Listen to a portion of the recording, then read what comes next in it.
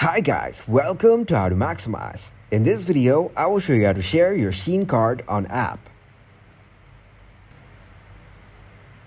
Open up the Shein app.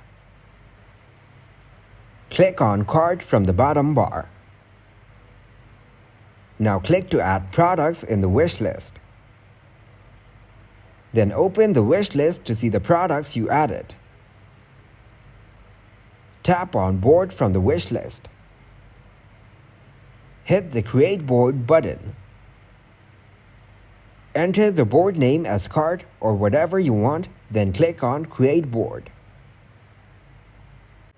Select the items and click the Add Board button. Go back to the wishlist board to see the items are added in here. You can share the link of your board with anyone.